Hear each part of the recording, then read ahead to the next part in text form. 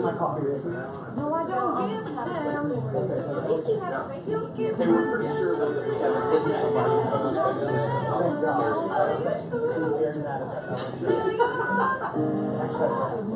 Oh, Pete, I'm not dressed like that. Are you going to dance like her? I've done it in the past, but today I'm not really quite in the element. Alright. Are you like in a photo mood?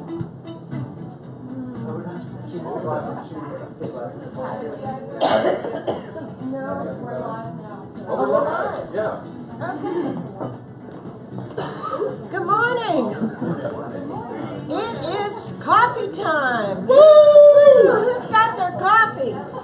We have an assortment of carbs and sugar, so that ought to keep everybody happy.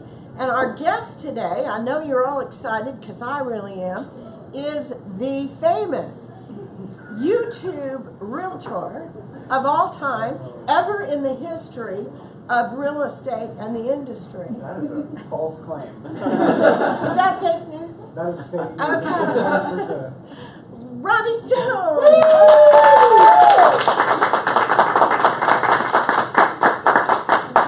We are so glad to have you. We've even gotten your coffee ready. Oh my gosh, you're the best. It's like I didn't just pour that myself. You did it. Robby, don't spoil the secrets of the show. This was poured fresh by someone else. Yes, I have Just my for me. minions who come and set everything up. She was So, pretty. Robby, I really appreciate you giving us your time today Of course. on this gloomy fall Oh, it's day. a perfect fall day. Well, it is. Well, it could be a little nicer. It could be a little But less look drizzly. at how cute. Who did this? I think Minions? Miss Ashley, she did a lovely job. She's our Ashley's set amazing. director. Well, Ashley is like More a than big a cog in this wheel of village, let's be honest. A cog? Is a cog a... It's a good thing. Oh, it's That not keeps the things cog? Okay. I thought a She's cog like was that what stopped. hidden sneaky thing. She's got her fingers all over the place, doing all the magic. I'm going to continue on. That's quite a cog you are. Yeah, it's a compliment. I'm giving. I want to be a cog. Well, we have a great crowd today. And I'm back from vacation in sunny California. So I'm having a transition of weather and then the plain germs. Okay. So let's get on with it. We have got a big audience for you today. Okay. So let's start with the boring stuff. Yes. And then we'll get into the deeper, more intimate things. I know you try to make everyone cry. Yes, and it's probably going to be me today. Aww. No. Goal. Well, Goal set. I don't know if I can make you cry. Don't you think Robby's got to be the most cheeriest, happiest, bubbliest person at Village? Or in the history of the universe? I have my days. Really? Oh Do my you gosh. stay home? No. No, you gotta face those days too. You do? Because I haven't seen that day in you. And I've been with you how long now? Oh gosh. What is it? Almost 3.5 years? Is it? Yeah. Wow. At Village. And so in those 3.5 years, you've had a couple of down days? Yes. He's hit them well, hasn't he? Has anybody seen Robby down? Yes. Oh, you have. Well, Anne, you are our resident psychologist. Right? So It's true. I'm I've sure. been to my desk. I've had my days. That's the peanut gallery. Hey, gang. All right, so let's go back a little bit. So, Robby, what made you decide to do real estate? When did you get your license, and what were you doing before? So, could you give us a history? You Just were a quick born. background. I was born in 1984. Oh my God. I really was. Seriously? You're not old enough to drink yet, are you? Lies. I wish. No, but yeah, I went to school actually for sports medicine. Really? Where was it? Stanford University, down in Birmingham. I grew up in a very like Stanford? Sam. Oh, Sam. That's a common misconception. I didn't know we had a Stanford in Sam, Birmingham. not Stan. Funny, I went to Harvard with a PhD. That's a great one too. Yeah, grew up in a very like Southern Baptist. My dad's a Southern Baptist minister, and so went to Stanford University, which is a small Southern Baptist college. Great. I'm appreciative of it, but obviously have kind of grown since then and learned some things, and but I appreciate that part of my history and story, and that it was a great place to kind of transition into the real world. It is not the real world, though. If you're thinking about going to Stanford University, whew. But yeah, sports medicine was not the right path for me, and it was kind of this. I've always been someone who I'm like a people-pleasing personality, and I've learned that about myself. So that was me wanting to do what my parents, I thought my parents wanted me to do. So I was going to be a doctor and like go that route. So that's my Dr. degree Stone. is in sports medicine. When I was doing med school interviews, I just knew that wasn't the right choice. So then that throws you into a whole thing of like, who am I? What am I doing? And so I moved out And to what LA. year was that? Graduated 2007 from Stanford. And went to Los Angeles, my Well, hometown. worked for a wedding photographer for a bit. In LA? In client relations in Birmingham, Alabama. Oh, okay. And did some photography there as well. And that's where I kind of learned that I love filming and taking photos and some of that side of artistic things. My dad was a singer growing up, music minister, but he also sang with his brothers, so that was the environment. It was very normal for the first 16 years of my life that he did that. He went off and traveled with his three brothers and sang in churches, and we lived in a city of engineers, which was hilarious, because they're like, what do your parents do? And he was a singer. And he wanted you to be a doctor. I think they would have been really happy with that. Yeah. Every parent wants a doctor for a That's child. true. I think every Or an family wants a attorney. doctor in the family. One attorney, one doctor, you got it covered. Yeah. So yeah, did a lot of things, but then moved out to LA, your hometown, did acting and all of that, which I had always had a love for throughout school. So now this is all coming to make sense. Yeah, Getting it. I know. Yeah, it's not like bam. No, it's coming along. I can see the development. Well, and as a child, I thought I wanted to be an architect too. Like there were so many things. I know it's a lot. But real estate kind of happened really when I went through the home buying process myself. In LA? In Nashville, no. Okay, so how did you get from LA to here? Oh, I ran out of money. Yeah. See that, and so Nashville, you thought had it? Well, moving out to California in 2009 is maybe the worst time that you could have done that, which is what I chose to do. So yeah, that was a very quick stint, and then I moved back home for a bit and saved up again and replenished my savings. And then I'd always heard really, really good stuff about Nashville from people at school and just who I'd met in life up to that point. And most people, when they grow up in a place and then they go off to college, they're like, oh my gosh, I appreciate it, but I never want to go back. And everyone wanted to go back to Nashville that I knew that was from here. So to me, that was kind of like, okay, I should try it out. And I had some friends who had moved here, so it was a And what easy year was transition. that? I moved here in actually January 1st of 2010. So New Year's Day, 2010. And at that point, I was kind of trying to do performance and acting stuff. So I did some music videos and commercials. The Jewelry Barn and Pawn Shop in, where is that? It's in Kentucky, but It's in Kentucky? If you can dig those up, ooh, they're gold. Jewelry Barn? Jewelry Barn and Pawn Shop. On Pawn Shop, make a note. We're Yeah. going to have those on They at are the next meeting. Unique. And Bart Durham. I did a couple of those. If you see Bart Durham, he is somehow alive. Real. Well, I doubt it. I think he's a puppet. They have put some robot things in. He very well could be. So yeah, and loved that. Loved kind of doing some acting stuff, but going through the home buying process in 2014. And of course I was serving at that time too. I think that's a huge component of Serving why. dinner? Yeah, serving food at restaurants. But you saved enough up to buy a house. Yeah, that's a funny thing about the service industry is like it's such a viable career path and people don't take it seriously and you can feel that while you're in it. And that was such a good, though I maybe didn't know it at the time, a great humbling experience, but also this character building of like, who cares what people think? Like, yes, I'm serving and it's great money and it's flexible and I love it and I meet amazing people and I get treated like crap sometimes and that's okay. So I think you've got to learn in that industry. I think it was the best training I could have had for this job. And honestly, any job, just being a human being, I feel like everyone should have to serve at some point or work in a service industry job. It just makes you appreciate things, but also understand humans a little better. You've got to learn how to interact with every type of person, and oftentimes at their worst. If I need one of those, you just let me know. And I need it not for. She's got Altoids.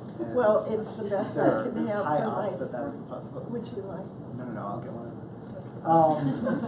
But yeah, so the restaurant industry was like a surprisingly wonderful thing for me, and I did it for 7 years, and loved and hated it. I think anyone who's been in it will understand that. But Where man, were you I'm thankful working? for it. Oh, I served at my first job ever was Bonefish Grill, and that was actually in Huntsville when I moved back home to like rebuild. Ooh, I did work at Maggie Moo's ice cream place for like a hot minute. It was my friend was managing, and I was like, I want to make ice cream cakes. And she was like, you can come and work at my store. It was absurd. And yeah, Bonefish Grill. I mean, Buca de Beppo down in Cool Springs. Oh, I like Buca. Well, don't Have you spoil. been in a while? Sorry, Buca. Like, ooh. Ooh. I mean, it was good. It was good a while ago. I haven't been in a long time. Don't spoil my eggplant parmesan. That's my That one is good. That one is good. That's all I get. And a salad. Everybody sells out sometimes. They did that. They did. Yeah. But then I did restaurants like Germantown Cafe, and the longest stint was at the Southern downtown, which is where that job afforded me the income to buy a home. And thankfully it was in 2014 when things, I mean, they were crazy for sure, and I lost out on 4 homes before we got our 5th one. Which I think has also helped me in understanding a buyer perspective and that frustration and having that personal story to relate to my clients who are going through those buying experiences that are really frustrating. But yeah, so that experience, I was like, oh my gosh, I love the process of searching for a home and loved everything from like the contract stuff, like the paperwork is interesting and how to negotiate and all of it. I was like, shoot. My agent was good, but I saw a lot of areas that I would improve if I were doing it, and I was like, well, I may as well try this. Wow. Yeah. And so you did. So I did. So after you bought your house, you got your license. Mm-hmm. And what year was that? 3.5 years ago? Yeah. Okay. And so Village is your first choice? Yeah. Well, I'd known a bunch of agents from Village, and obviously the reputation in the community is fantastic. But there were also agents that I knew were good people. And I think in maybe it's lots of sales industries, but real estate in particular, I think, has a really sad, unfortunate reputation for being very cutthroat, and it is not an encouraging environment, and there is not tons of support all the time. And I already knew that just from hearsay. And these people I knew were not those people. They had integrity, and they were kind, and they treated... Here at Village? Yeah. And who would that be? So I knew Martha Montiel Lewis was one of the first agents. She was actually our property manager at Worthing Lofts when we lived there. And so she was trying to get me in the industry for like 2 or 3 years before I got in. And I finally did. And then, who else? It's okay. I There just were a wanted lot. to It get was a more- shout out to those Shout out really to great. Martha. Shout out Martha and other great people at Village. Yeah, well, and then coming and meeting people and just seeing how the organization worked, and it was a no-brainer for me. Really? I I connected to that culture. Yeah. So, having made that transition, now you had to allow everyone in your sphere to know what you did. So what was the strategy to get started? Because I think you hit the ground running pretty quickly. Yes, and I was still serving at this point, so it's... you mean we hired you as a part? No, I was full-time real estate and full-time serving. Thankfully, that job allowed me to work not your normal hours. So I literally was pulling 40 or so hours, 30 to 40 hours at the restaurant, and then easily 40 to 50 in real estate per week. And I know that doesn't seem possible, but I passed out on my bathroom floor one night because I just pushed myself too hard. And that's when my fiance Corey was kind of like, hey, something's got to give. But yeah, I think you've got to work really, really hard. And I don't know if life or what had taught me, like, no one's gonna really hand you anything. You're given the tools, and then you've got to use them and just put in the effort. And I knew the way I wanted to grow my business. I'm not one that, like, I don't love Zillow leads and cold calling, and I don't like those things. I'm so glad there's people out there that love that and love that challenge of, like, making a call and snagging a client out of the air and getting them. I mean, it kind of is like there's. Air. I guess it's less air, just no, I agree. Obscurity of the it's internet. It's a different approach, and I'm so glad that those people are out there because it's a wonderful tool. It is just not me. So yours is more building relationships. Mine is 100% referral based for the most part. And that's interesting from being a relatively newer agent. That's it's kind of a different strategy to start out referral based. So what was the plan to make your business all referral based? Yeah, I mean, my thought was that I knew this was going to be maybe a slower growing business, but I wanted it to be a sustainable business. And to me, that connection and that referral pool and getting that wheel turning, I knew it would take a long time potentially, but I knew that would continue. So how did you do that? What did you do? What were your first steps? Yeah, I think starting with your sphere of influence was huge for me. I mean, I let every single person I know, let them know that I was in real estate and had gotten my license. Not in a pushy way, but in an informative way. I think people do sincerely want to see other people succeed. I hope. I believe that.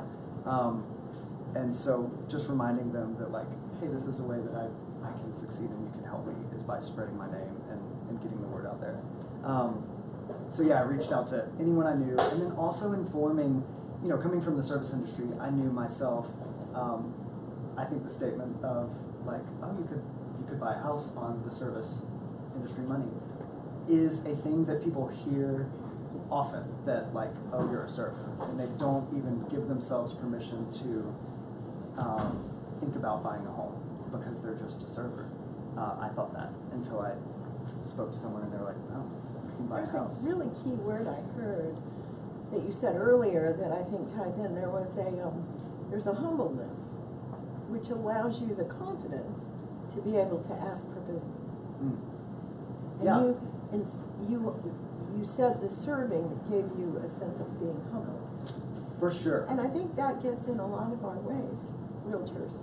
Afraid to get out there and connect because of pride. Fear of, I think rejection is terrifying, right, no matter who you are. And probably the acting also helped in that, because you go on auditions and it's like, you never hear a word back, or it's just like, oh God, I bombed that. And it's okay, and you get up and you do it again, and you go to another audition, and you get shot down again, but eventually you book something, and it's great. And that's how I felt like real estate is. But that phone call that you may make to someone and they're like, no, I'm not ready, or no, I'm not interested, or I already have an agent. It's okay. You have that rejection is okay. Did you have some? Absolutely. Oh, okay. Yeah, I hope everyone does. Everyone does, I promise. I mean, just remember that too. Like, everyone has those. But yeah, I think that service industry group was really helpful for me because I started there and educating my fellow friends and servers that like, hey, you can do this. Like, I know that we kind of make similar amounts of money, and this is a possibility, and learning kind of going through the process myself, how that had set me up to make other smart investments, just because I bought a house, and kind of seeing that firsthand was super helpful in explaining that to others, especially back in 2015 when I was getting started. The market was crazy, and there was almost a guaranteed potential to really reap some good benefits of our local economy and local real estate market. And if you could get in then, even though it may be scary and a risk financially, like it was kind of low risk then. Sounds like you're pretty disciplined. Well, to save that kind of money, to be able to do that is very disciplined. Well, yeah. So how did you manage? Were you just very organized with your savings? I've always been pretty fiscally responsible, and kind of, not a tight ass, but kind of, like, I'm a little crazy with what I feel a safe amount of money is. And that's, I'm sure, growing up in my household, where, like, we ordered waters because you don't buy a drink when you go out, that's expensive. Oh, I remember. Yeah. That was my dinner. Oh, well, I think my family is probably closer to, like, what your upbringing was than like where we I mean, you never walked down and sit down and say, I'll have a Coke. Oh, no. Oh, my God. There was waters all around and splitting meals. Right. Yeah, so I think I grew up with this somewhat scarcity mentality, even though growing up, it's hilarious to look back and be like, oh my gosh, we were nowhere near, like, poverty at all. But I think maybe it's the minister families side of things where it's just that idea of like be appreciative for what you have and be gentle with it and care for it and respect that. I don't know. So I've always been a saver, and I love having a good time, but like I didn't go out every night. I think that's the downfall of service industry, is like you work really hard and you make this money and then it's like cash, and you go get drinks or you go karaoke and then you've spent $50. And I've had so many conversations like, don't spend $50 every shift. Take that home, put it in a jar, put it in a bank, put it somewhere, and don't touch it, because that adds up. And so I guess That's am a wonderful. saver. That's a great lesson. So, Robby, you are so outgoing, which I know has proved to be positive. And you're so positive all the time, though you've hinted that not so much. Ask someone. And you're also one of the most enthusiastic people I've met. So, is this the real you? Have you always I mean, or have you always been this joyful? I guess we want to hear some real dirt. Yeah. I want to hear some Oh bad. gosh, there's so much. Yeah, there's like, I mean, life is hard. Like, I think we've all gone through really hard things. But I really do try to, I'm like bright side Robby. I guess I have been that a lot. Nick Irwin is hilarious. Like, he asked Corey, who's my fiance, like, is this real? Like, does he wake up and it's just like, and no, I think it's not little that. bluebirds It's are not- flying around the air. I make my bed in the morning. It's beautiful. You can all watch. No, but it's kind of this mentality of like, well, one, I've gone through hard things, but I think putting it in perspective of like life is very hard, and I'm extremely blessed to have not experienced some things that others have, and I realize the fortunate upbringing that I had to have two loving parents, and they provided for us, and like the fact that they sent me to college and that I was able to do that. Like, those are all things that I realize how fortunate I am to have had that, and just a safe environment to grow up in. Like, those little things are what make me remember to be grateful and to be happy. And it's simple, like, just be good to people. My mom always told me, well, two phrases. My dad's was remember who you are, and my mom's was be nice to everyone. So I did that track. I did. Yes, you did. That's pretty special. Great, in a lot of ways. They really are. Okay, so you've also become very... Damn it, she got me. Now you got me. Okay, I'm reading this book, which everyone should read, called The Power of Vulnerability. I'm literally telling everyone lately. And it's about like allowing yourself to feel your feelings, but also it's so many good things. Like just read it. It's a TED talk. The Power of Vulnerability. Oh, it's beautiful. We're all kind of wrecked at the East Office about it. So it's okay to cry. I'm okay. I do cry a lot at mostly happy stuff. Like, give me a sappy commercial, gone. But yeah, I hope it's authentic. I think that's one of my big things in life, because growing up gay in a Southern Baptist environment. Yeah, I was going to say that had to have a little bit of tension. Yeah. So Yeah. Butterflies and bluebirds weren't flying around. No, not at all. And in my childhood, I think that was a kind of that happy light was definitely a protection mechanism for me. So your parents were very accepting? No. Oh, no. Oh, no. I didn't mean to get into that. No, that's okay. We can totally go there. No, I didn't really acknowledge that about myself until I was 25, even. I did not admit it to myself because it was such a source of shame and something that I was terrified of. And so I kept it at bay, and I think that kind of, it made my youth a little shallow, because I was terrified of anyone kind of digging in and really getting to know me. So it was really easy to be like happy, fun Robby who loves everyone, and I do, and that's 100% a part of me. But it was always with this underlying fear of like, I love you so much so that you won't find out about me and not like me, and really get to know me and then desert me. Like it's so the psychology of growing up in the South as a young gay kid in a Christian family is really interesting, and it's different for everyone. And my story was sad, yes, but I was an adult, thankfully, at that point when it got real sad, and I was able to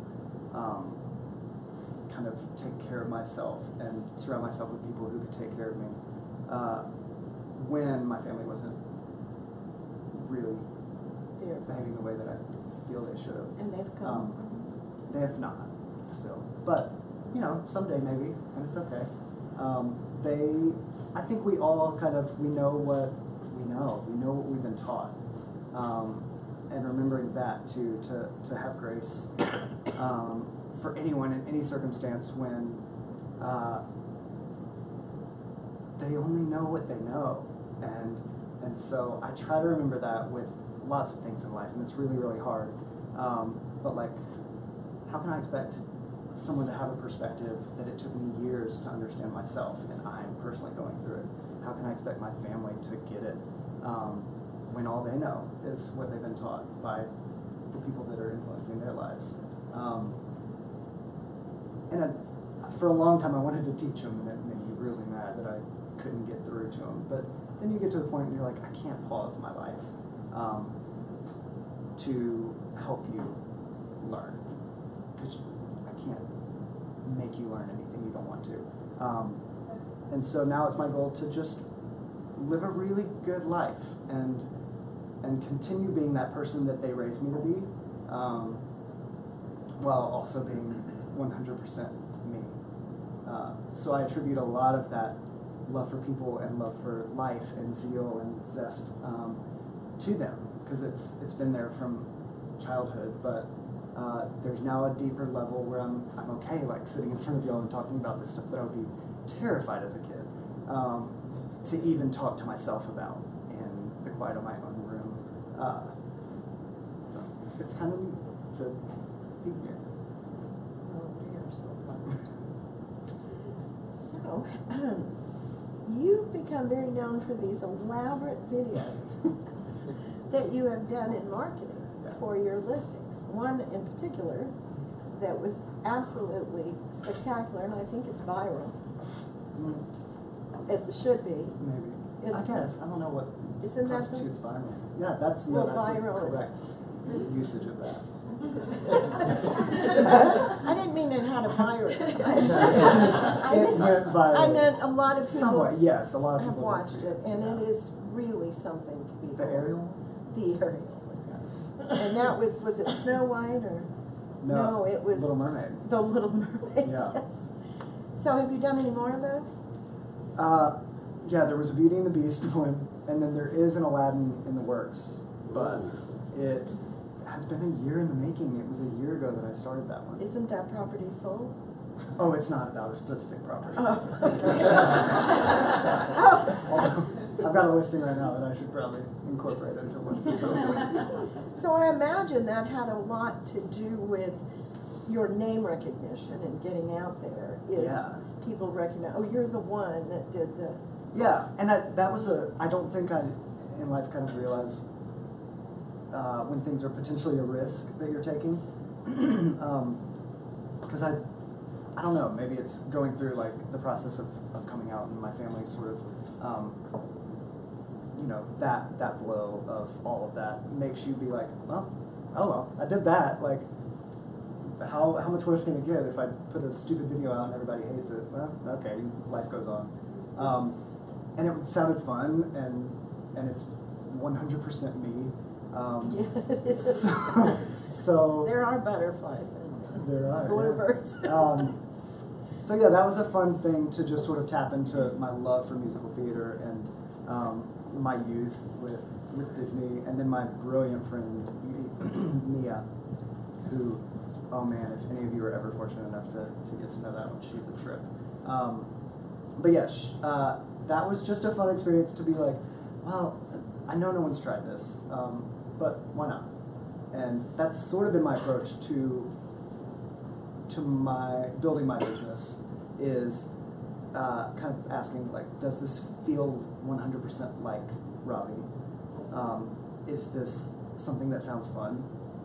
And could it help my business?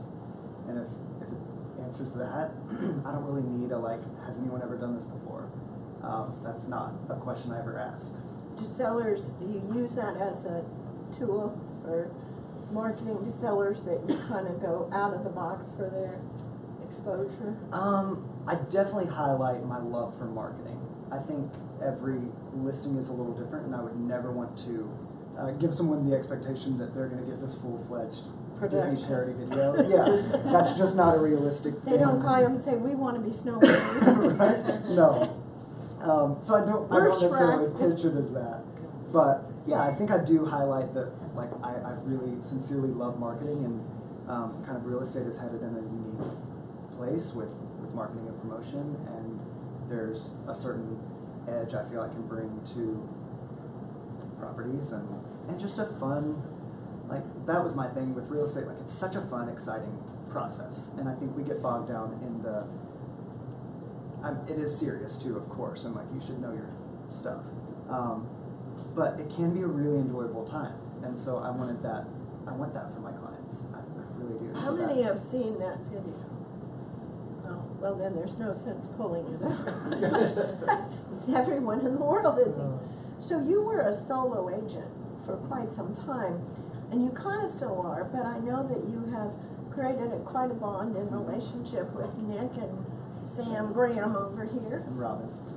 And yes, Robin being the glue of the entire group. She is. Yes, they stole one of the most, if you hadn't taken her, we would. I know.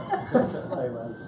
She's pretty terrific. And so, how did you decide to form this sort of team? When I say sort of, is it a full team, but you're not marketing as one? Yeah, so we or kind are of... you? No. You're not doing really the East and the crazy in East the Attic. attic? East Attic. Oh, East Attic. Crazy in the attic. I know, it was That's a brilliant name. crazy in the attic. Just insane humans in the attic. Yeah. Which was accurate. That's what I thought. Yeah, so we are a team, and we, like, meet weekly, and brainstorm on market trends and what's happening in Nashville and ways to promote listings and ways to help run our business and streamline things. And we've started incorporating, I had a lot of systems set up, and so did Nick and so did Sam, and we kind of have figured out, okay, what of those systems were working really well and where could we have improvement? But you haven't combined your business. No, so we do still operate kind of individual businesses, but collaborate a lot. So you're a real support system for each other. Huge support system, which I think is vital in our industry, which can be very isolating. That was the hardest thing when I first got into real estate, was like, it felt very lonely.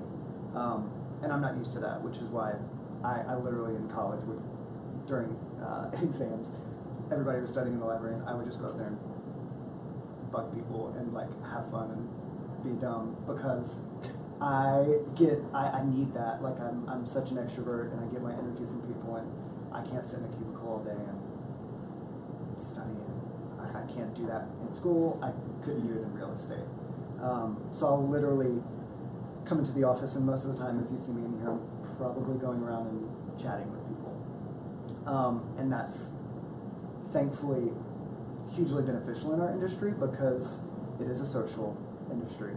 I've learned so much from those conversations, and just picked up on developments or listings or whatever. And that's not my goal. I sincerely want to get to know people, but it is a nice little byproduct of it. Well, you certainly are a bright spot in my life every day when you show up.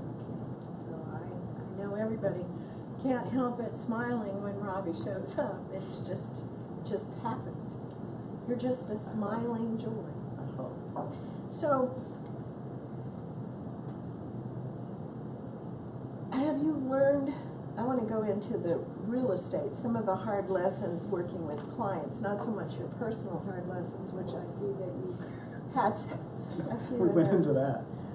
But with clients, what are some of the hard lessons that you've learned working with people? Yeah. Because not everybody is a joy. No. Like you. And I still have a hard time with that. Like, I want things to be, I'm a perfectionist on top of it. So I want things to go really smoothly. So when they don't, I get frustrated. And often I'll put that on me to blame. But sometimes you've just got to let go and be like, look, it's not going to be perfect. It's okay.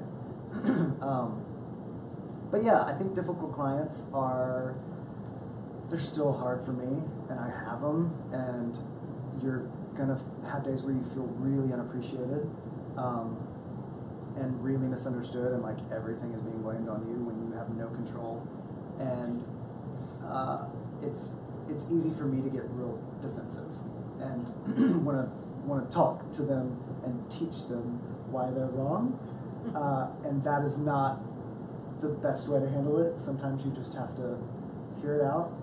And probably a bit of it's true, and that's why it hurts. How do you not allow it, though, to go so deep that it takes you down? Oh, well, I think if you talk to anyone in my office, they'll tell you sometimes it takes me down. And that's where a support group is really helpful, to go to them and say, like, hey, are they being ridiculous, or am I being kind of a jerk and not understanding their perspective? And sometimes it's a little bit of both. Sometimes it's all me, and sometimes it's all them. So this team, they are honest with you? Oh, yeah. Yeah. So you tell them when he's a be. jerk? I mean, if I'm being ridiculous, they're going to let me know, for sure. And you better have people like that in life, period. Like, So find can you those give people. us an example of Robby being ridiculous? Gosh, I'm can just you all trying give me to an example? envision Robby being ridiculous, other than, no. I mean, Chance, I Nick. Do it. know, tell me. You got an example for us? I can't remember when I've been really I gotta make him cry again, come on. I think Nick is thinking I've got to be careful, because there's going to be coffee with Nick coming up soon. Heard about fair play. No, I think it might violate our safe space. Oh, that's Well, not if he says it. Time to pardon him. No, you don't have to. So me getting upset, I think I'll often get in the like, even though I've been through the process, I think after a while, when you've been in the industry a bit, you forget to remember how sensitive this time is for people and how stressful it is.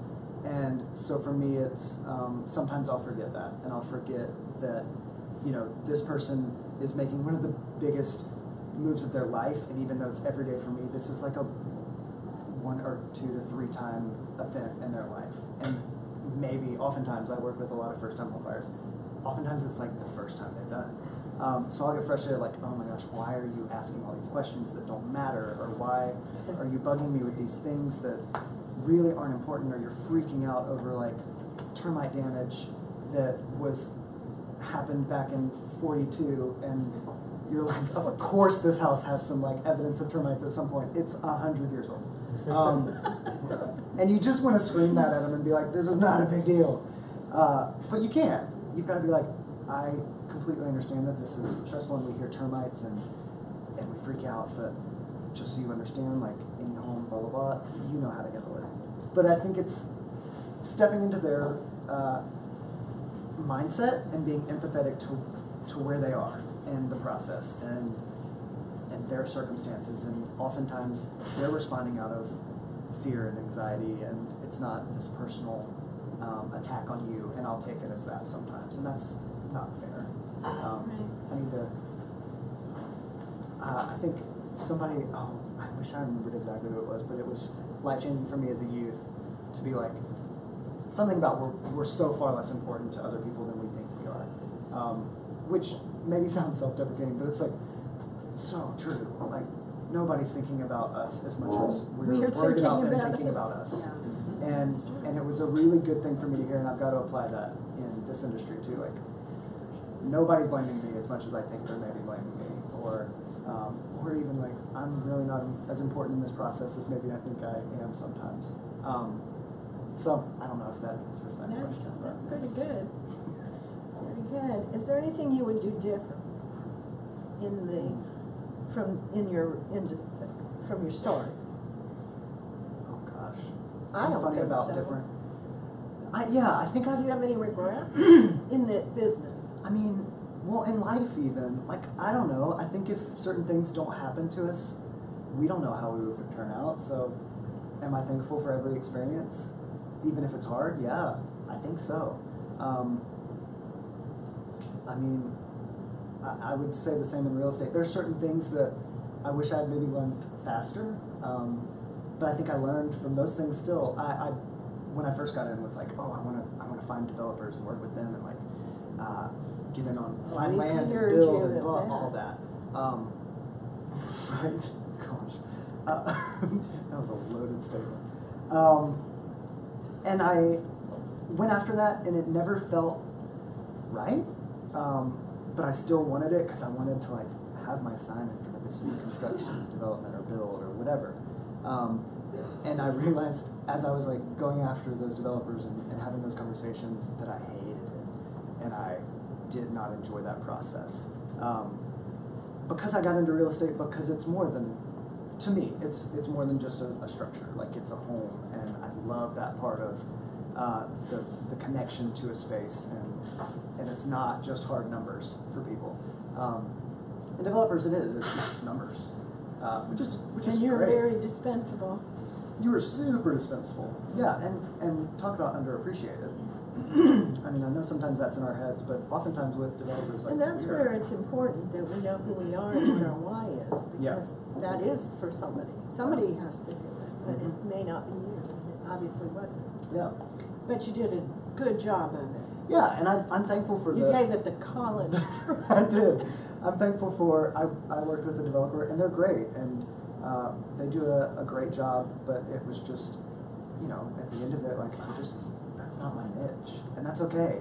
And I know I'll maybe not have a ton of business working with big developers, and I still, like, I'm on the Contralto project, and there's things that are fun and I enjoy. But that's a little different. Yeah, that's working way with different. The buyers and showing the product. Yeah. And it's like the village family. Like, it's a group of village people that I'm with on that, and it's kind of focusing on marketing and promotion, which I love that side of it. So it's not really like going after the deal and snagging this investor and doing it from ground up, which is what I thought I would enjoy doing.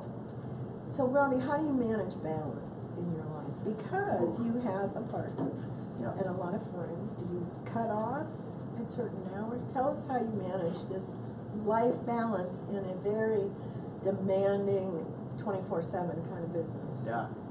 I wish Corey were here for this. That is the hardest thing I Is he happy with deal you? with. Or? No, I could In do that better. sense. I could do better with balance, 100%. And I imagine that's a common battle. Because this industry is one that doesn't require of you, but feels like it requires of you all your energy and all your life. Yeah. And I think reminding, like, really saying to yourself, like, I need me time. This business cannot have 100% of me. I have to do that a lot. And I think when I was first starting, you are very much in that, like, I'll take anything. I've got to be available all the time, and I've got to, make sure I answer my phone all the time and constantly researching. And I still have that a lot. Like, I do work a lot. But eventually you're going to hate your job, no matter how great you are at it, or no matter how much you enjoy it. You are going to Hate people and houses. hate people and houses. You are. And you're going to start resenting phone calls, and you're going to start dreading emails, even if it's like new buyers that want to check out a house. Like, that's not how you should feel. So if it is, step back and check yourself and make sure you're not approaching burnout.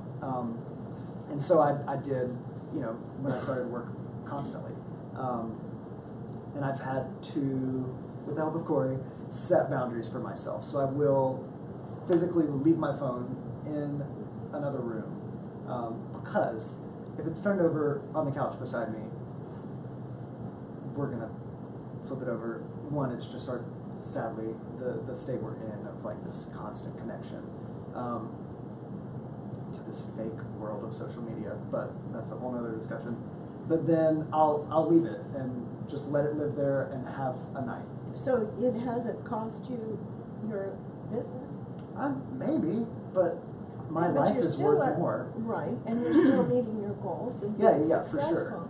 sure. And I think I have the benefit of being in the business for a bit now, and learning that it's okay to say no, and it's okay to miss a phone call. Like, I've learned that through experience, that people are still there on the other end when you call back. Do you set those expectations with your clients? For sure. Up front? So they don't say, well, I'm sorry, you're not going to be available. No. I'm leaving. I think, and you taught this, I mean, in all the startup classes, it's setting those boundaries and setting expectations has been huge. As long as your clients know, like I will say, I try to be available as much as possible up until this time. If you call me past here, I may be able to answer, but it may be the next day. And you know what? They realize, like, oh yeah, you're a human, and you have a life outside of this job. And they get it. They totally understand. Are you going to have some that don't? Yeah. And if they make your life hell, they're not worth whatever you're going to make. They're not. Like, let them go. Thankfully, I haven't had many of those, but I've said no to things that I knew would not make me a better person, and that's not worth it to me. Agreed. So what advice do you offer to agents who have built a business and want to take it to the next level? And conversely, what would you offer a brand new agent getting started? Now, in hindsight, knowing all you know.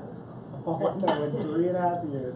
I mean, that's a funny question, because, like, I feel so new still. Like, I am still that Robby from 3 years ago that's like, what the hell is going on? And maybe that's crazy, but I don't think it is. Like, this industry is so interesting in the fact that you never learn everything. That's probably one of the reasons we all love it, but also a reason we hate it. You can't pin it down, and So it's hard for me to like give advice when there's agents who have been doing this for way longer than I am and know way more than I know, because I learn from them daily. And so maybe that's it. Maybe it's always remember that you don't know everything. Because I imagine when you get to 10, 15, 20 years in the business, you're like, well, I've seen everything. And I bet you don't know everything yet. I don't know. I'm not there. Maybe you do. No, you Andy don't. Allen, where's, but yeah, I guess that's. I'm a still thing. shocked. I'm sure. And Yeah. it's amazing because I don't shock easily. So yeah, I guess that's for agents, but they can tell me what I should be doing. New agents, I think the biggest thing was listen to your gut. Like, I think we know ourselves better than sometimes we think we do. And if I've learned that if something doesn't feel right, not if it's hard, that's different. That is a distinction. If it's hard, but you know it's right, go for it. But if you're like working towards something and you're like, oh, this just doesn't feel like me, or this just, I feel gross about this, or we know that feeling, listen to it, and get out. It's not going to be worth your time. It's just not. You may learn some good lessons, but probably you could learn those lessons in a healthier way. So yeah, for new agents, like, be you. There's enough room for all of us, and you're the perfect fit for somebody. That was another, I don't know who told us that, but somebody along the way at Village was like, you're never going to be a fit for everyone, so don't try to be. And that was really good for me to hear, because I really want to be a fit for everybody. And I'm not, and that's okay, and I'm never going to be. You do have to find those people and go after those that fit and attract. I think that's it too. Like, in working with different people, you're going to learn who your people are, for sure. And then they're going to know who your people are after you work with them, and they're going to start sending them your way.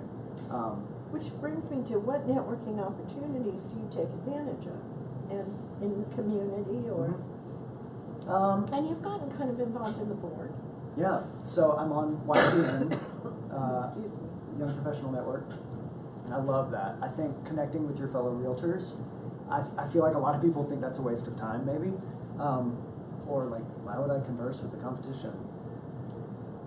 Because they understand your life and what you're going through, and you better believe when you put an offer in for your buyer and they know who you are, it makes a difference. And if they know that you're a good agent who knows their stuff and you're enjoyable to work with, guess who, when they talk about your buyer's offer, their tone is going to change with their seller, or they're going to give this little hint of like, hey, I've worked with this person, and I know this offer maybe look a little better, but like, I know they're gonna follow through and make this a breeze.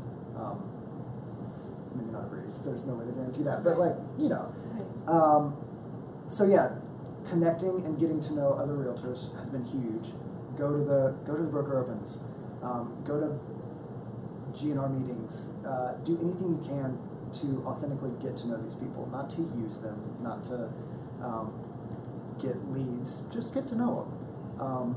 You know, that They're is great the people. hardest lesson that I find as broker, to tell new agents. They just can't, most of the time, see how learning and meeting other agents is going to help. And it's almost intangible in being able to explain. But having grasped that this early, I think, makes a huge difference in the business. So what do you do outside of the realtor community? So I love the arts still, so I'm in an a cappella group, and there's those things that I think having a set thing that's not real estate every week is really important, because like we've already discussed, it can take over. So when you have, like, every Wednesday night we rehearse with my a cappella group, and we like put together a 90s R&B mixtape of a cappella covers, and so I'm doing those creative things that feed that part of me, because it's important, and that's part of who I am, and you can, with this industry, work so hard that you neglect those things. And then we go to trivia every week. I love trivia nights, so we'll do that. And then I just do silly stuff, like we'll have dumb game nights frequently, and take time to have movie nights, and I need to do more physical activity. I want to do that. I think we all do that. So I need to get back in that, because I think that's a really healthy outlet, and I think mentally and everything, when you're like taking care of yourself and your body, things start to What kind of feel better. activities in that realm do you like to do? I want to try yoga.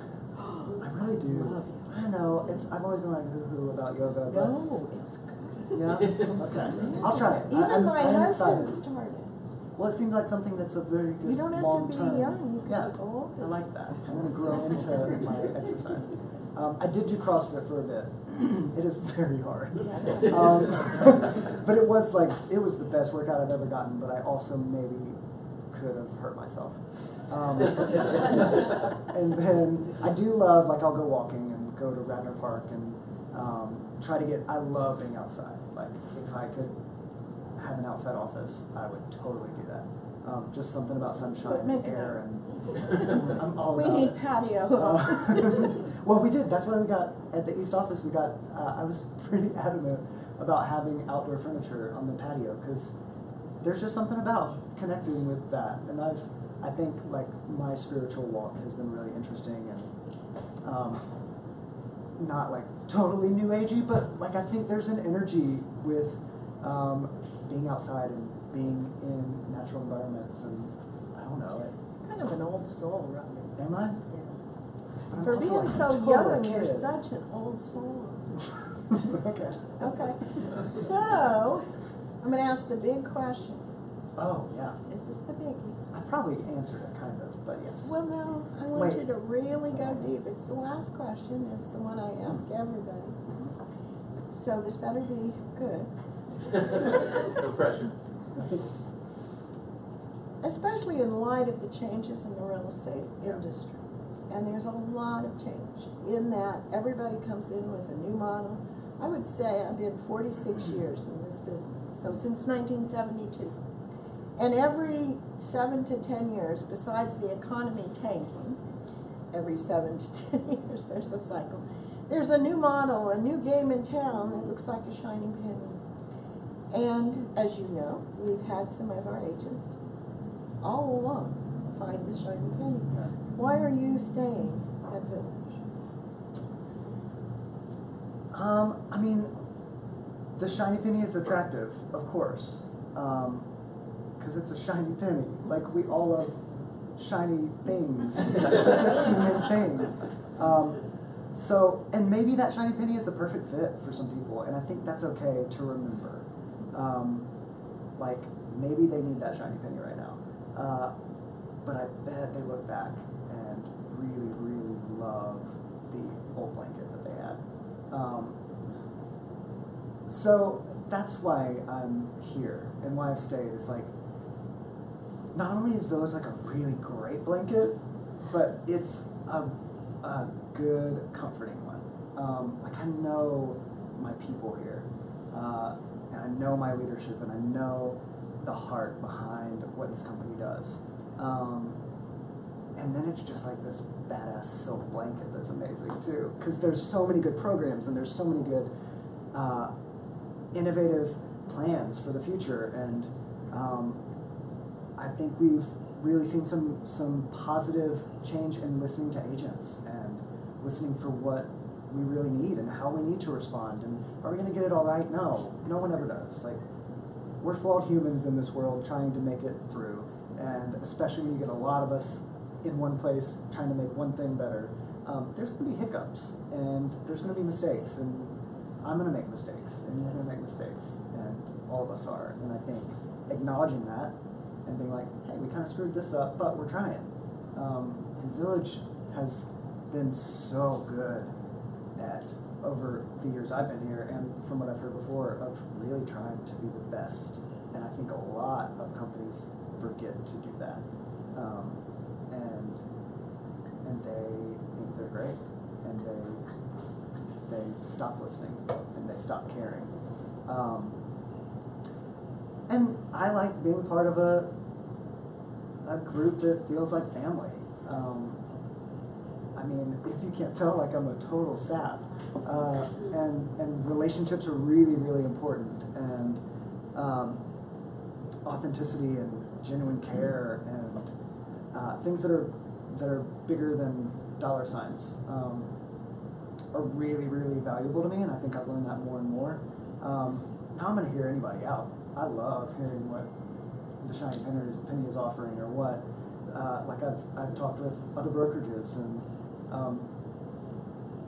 they're not a fit. Like, they are wonderful, and I'm so glad that they're there and they're doing good things, and I wish every single one of them the best. And I love people from other companies. Like, they're some of my best friends, but they're not Village, and that's what I say. We are very, very blessed that you are part of it.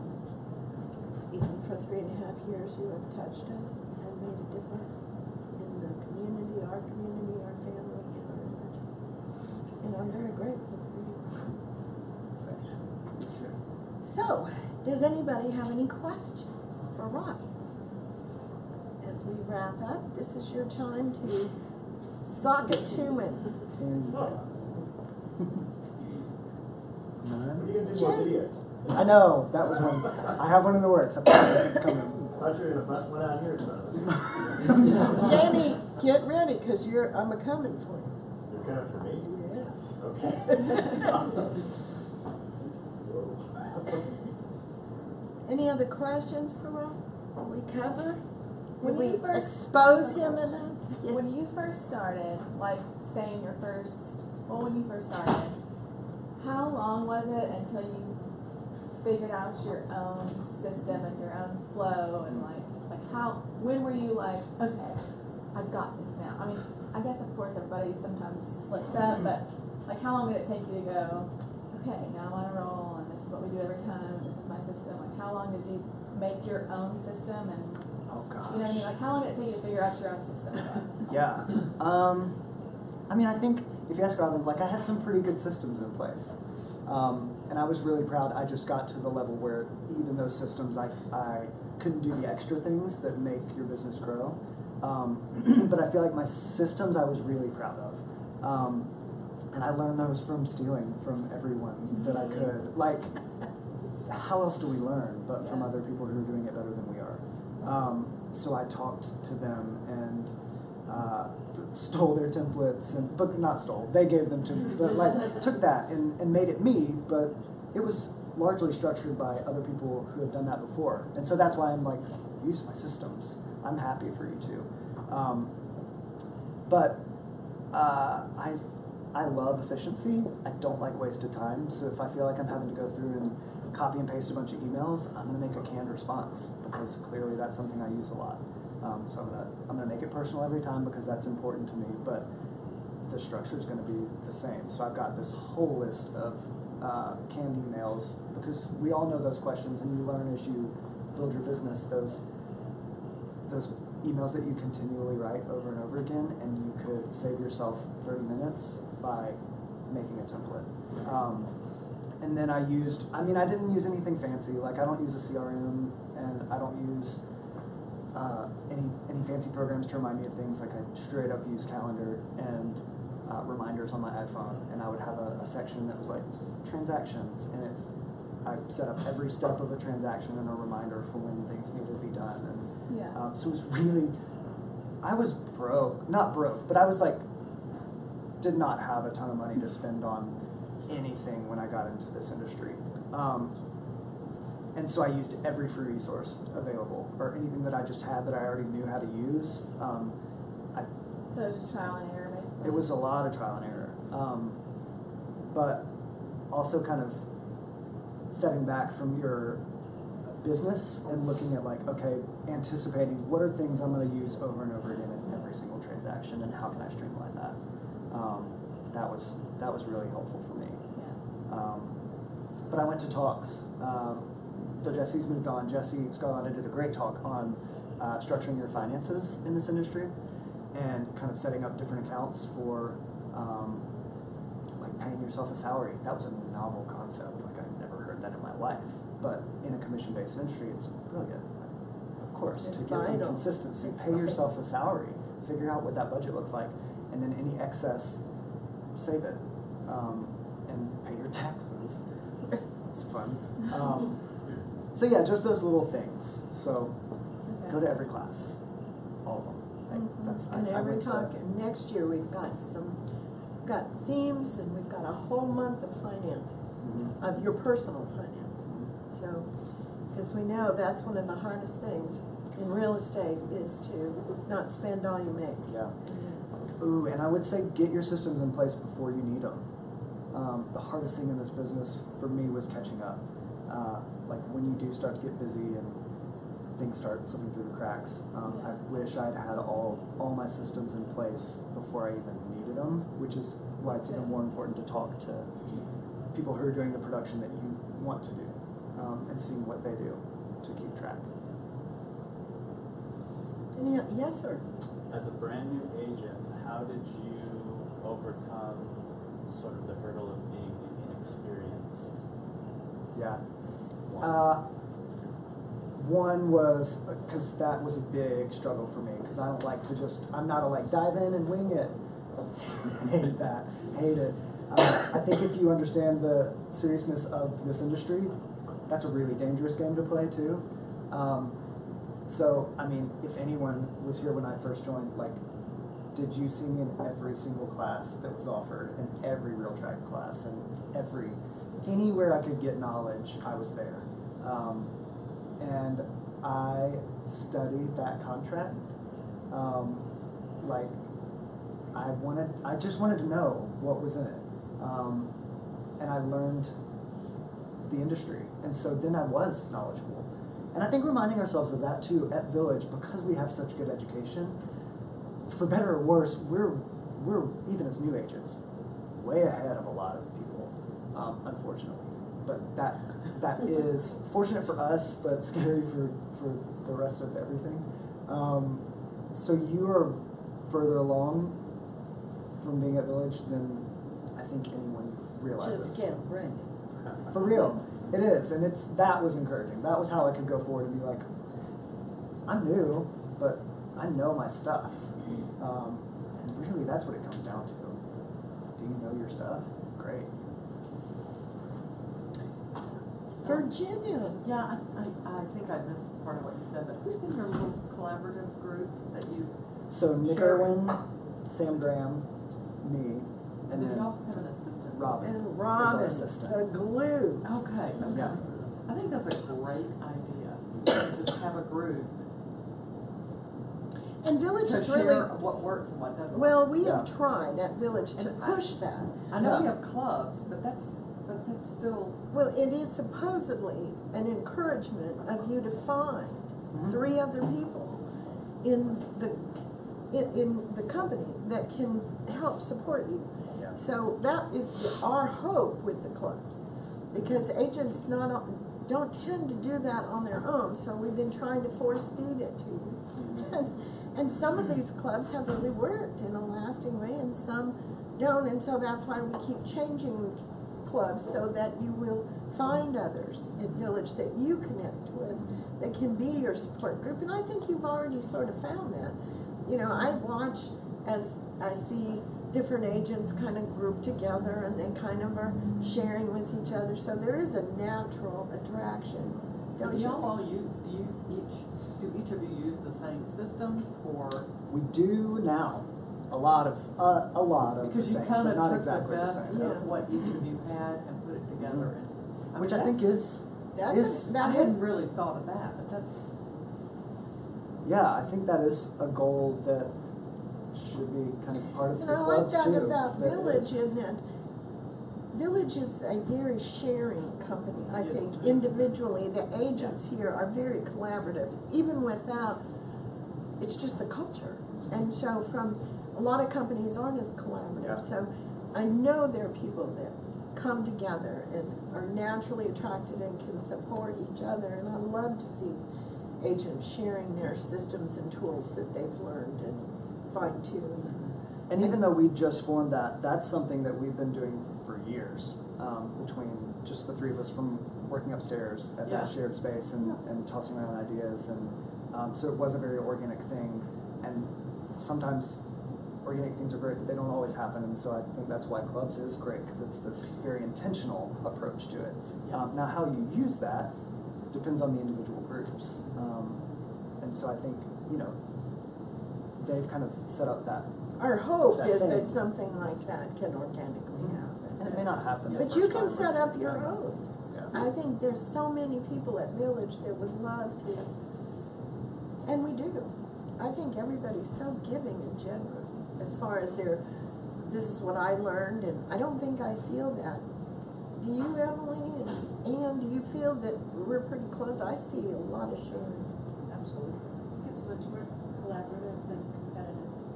And that's not the case throughout the industry for sure. In my experience. 100%. When I need something, it's easy for me to contact somebody, whether it's Nick, it's never you. That's okay. Who I'm you not a gonna fit for call? anybody. Call on you. Yeah, I'll call around. Yeah, I mean, I've been upstairs and bounced ideas around, and Nick was super. I mean, everybody's helpful. Of course, Tony's my brother, so. That's great. Is that a- Tony's my guy. It's kind of a baseball thing. It's like, I think it was a Red Sox thing. Oh, it's not a gang thing. Maybe it's like up to Jesus or something. I don't know. Celine Dion. Celine Dion. Yeah, she did it. Celine, yes. Robbie was Okay, well, I think we've lost the train. One more question, and then we'll close this up, and of course you can all flock to touch him. Any other questions? I've got one. Okay. So, Robbie, where do you see you and your business in 5 years? I'm so happy with my business. If it was the same thing for 5 years, I'm really, really thrilled with where this career has brought me. I think we all hope we have more business and better systems, and we can always improve, but I don't know, going to the awards, and there's great people in the industry for sure, but I never go and see crazy high producers and I'm like, man, I wish I were them.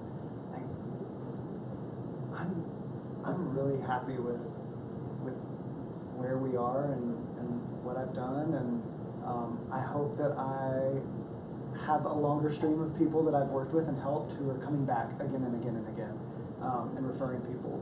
So if anything, I hope I'm obviously better than I am now, and kinder, and more informed, and know more, and have more experience, and all the things that you have from time in an industry. But I don't know that I have a specific trajectory of this is my goal in 5 years, because I've learned life takes you on crazy journeys, and I want to have a framework, but not a specific point necessarily.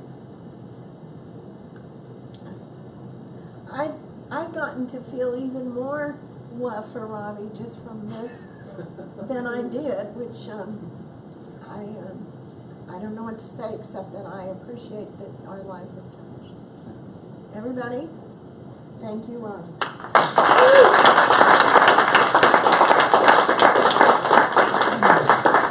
Thank you all for coming too. Hi, dearie.